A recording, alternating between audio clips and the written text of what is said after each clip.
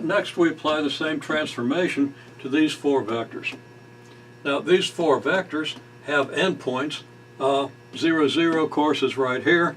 The endpoint of 1, 0 is right here. The endpoint of 1, 1 is here. The endpoint of 0, 1 is here.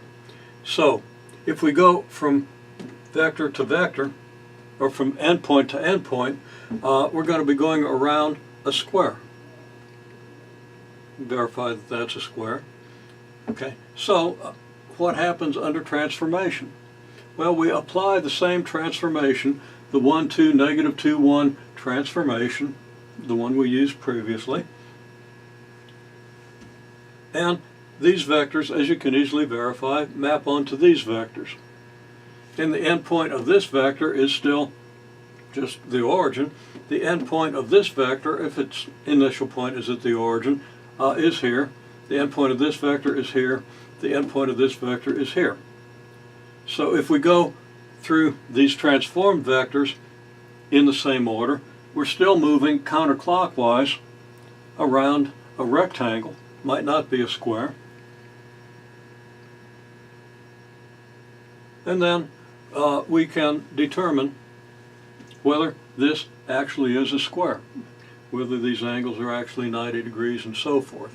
It turns out in this case that it is, because this particular map preserves angles and just rotates things and expands them. Okay, so it just kind of rotates these vectors, then it blows them up by a factor of square root of 5. You don't have to know that at this point, but you can get all that by analyzing the transformation. That's the kind of thing we're going to learn how to do. To answer this question, though, you simply calculate these results, plot these points. The other thing is that these pictures are not to the same scale. Remember that the area of this should be 5 times the area of this, because the determinant of that matrix is 5. Whether you understand why that's true or not, it's so. But we have a bigger scale here. This is 1 on the scale of this picture, and this is 1 on the scale of this picture.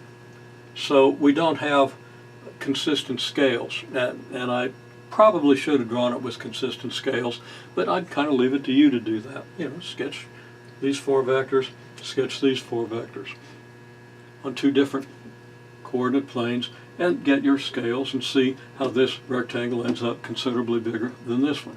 5 times the area, meaning that it has square root of 5 times the sides. Now I haven't asked you to prove that the angles are right angles, and I'm probably not going to ask you to prove that until we go back and do Chapter 5, for those of you who are doing Chapter 5. The 177 class won't be doing Chapter 5. We'll go into Chapter 5 on inner product spaces and figure out how we can determine that the angles in this transformation are actually preserved. So it does have those properties, and we are going to see why the area transforms the way it does, I think, before we get to Chapter 5. I can't guarantee that, but it's an interesting property.